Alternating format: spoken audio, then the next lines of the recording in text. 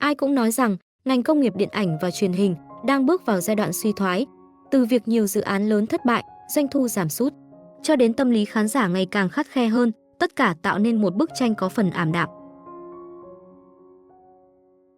Nhưng trong bối cảnh đó, vẫn có những cá nhân đang trải nghiệm một thị trường bùng nổ theo cách hoàn toàn ngược lại. Tiêu Chiến chính là một trong số đó. Và lần này, câu chuyện không chỉ dừng lại ở phim ảnh, mà còn gắn với những yếu tố trùng hợp, mang màu sắc khá kỳ lạ ngoài đời thực. Tất cả sẽ được nêu chi tiết trong video ngay sau đây. Mời quý vị cùng quan tâm theo dõi.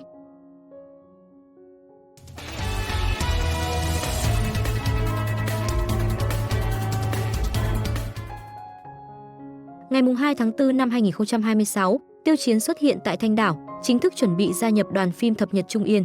Đây là dự án được chuyển thể từ một trong những tiểu thuyết đứng top đầu bảng xếp hạng, với hơn 1,5 triệu lượt đánh giá và điểm số gần như tuyệt đối.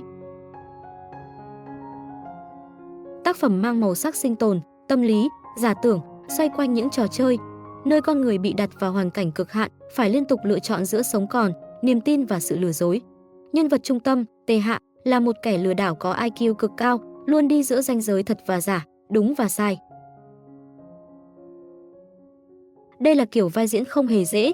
Nó đòi hỏi khả năng kiểm soát cảm xúc, chiều sâu nội tâm, và đặc biệt là sức nặng diễn xuất để khiến khán giả tin vào một nhân vật phức tạp đến vậy. Tuy nhiên, điều khiến cộng đồng mạng bùng nổ thảo luận lại không chỉ là dự án phim, mà là những gì xảy ra ngay trước và đúng vào thời điểm anh xuất hiện. Theo ghi nhận, vào đêm trước khi Tiêu Chiến đến Thanh Đảo, bầu trời nơi đây xuất hiện hiện tượng trăng máu, mặt trăng chuyển sang sắc đỏ đậm, tạo cảm giác vừa kỳ dị vừa có phần rùng rợn. Điều đáng nói là khi nhiều người tra lại dữ liệu, họ phát hiện hiện tượng này từng xuất hiện vào khoảng tháng 8, tháng 9 năm trước, nhưng ở thời điểm hiện tại thì gần như không có nhiều ghi nhận. Thế nhưng, từ tối hôm trước đến sáng hôm sau, đúng thời điểm Tiêu Chiến có mặt, hiện tượng này lại xuất hiện rõ rệt. Chưa dừng lại ở đó. Ngay trong ngày hôm sau, Thanh Đảo tiếp tục xuất hiện một lớp sương mù biển cực dày, hiện tượng bình lưu vụ. Toàn bộ thành phố gần như bị bao phủ trong một lớp sương trắng đục, tầm nhìn giảm mạnh, các tòa nhà cao tầng chìm trong mờ ảo. Ánh sáng bị khuếch tán, khiến không gian trở nên méo mó, thiếu chiều sâu, tạo cảm giác như bước vào một thế giới khác. Nhiều người mô tả, nhìn như dị giới ngoài đời thật. Sự trùng hợp giữa trăng máu, sương mù dày và thời điểm nhập đoàn của Tiêu Chiến nhanh chóng trở thành chủ đề nóng. Không ít cư dân mạng bắt đầu liên tưởng trực tiếp đến nội dung của Thập Nhật Trung Yên. Một câu chuyện về những quy luật bất thường. Một thế giới, nơi ranh giới giữa thực và ảo bị phá vỡ. Một nhân vật chuyên lừa dối nhưng lại buộc người khác phải tin. Và rồi ngoài đời, ngay khi diễn viên chính xuất hiện, bối cảnh lại mang cảm giác như chính bộ phim đó. Thậm chí có người đùa rằng phim còn chưa quay mà mép đã lốt xong rồi. Song song với yếu tố thời tiết kỳ lạ, một chủ đề khác cũng được nhắc đến rất nhiều. Tiêu Chiến và hành trình gần như hoàn thành, 4 trên 5 IP lớn nhất của văn học mạng. Cụ thể, những IP mà anh đã tham gia bao gồm Trần Tình Lệnh, vai Ngụy Vô Tiện, một hiện tượng cấp quốc dân, không chỉ thành công về lượt xem mà còn tạo ra làn sóng văn hóa rộng khắp, giúp Tiêu Chiến bước lên vị trí đỉnh lưu. Chu Tiên, vai Trương Tiểu Phàm, với kinh phí không quá lớn nhưng đạt doanh thu hơn 400 triệu, trở thành điểm sáng của thị trường điện ảnh thời điểm đó.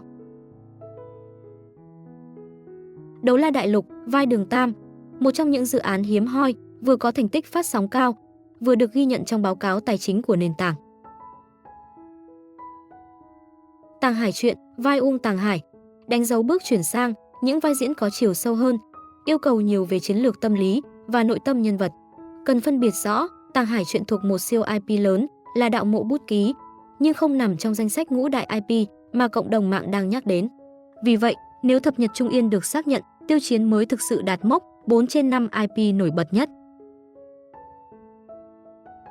Dù danh sách này không phải chính thức, nhưng việc một diễn viên liên tục góp mặt trong các dự án lớn như vậy không phải là điều ngẫu nhiên.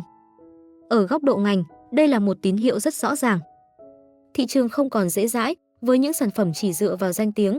Những dự án thất bại trong thời gian gần đây đã chứng minh rằng lưu lượng không còn là lá chắn an toàn.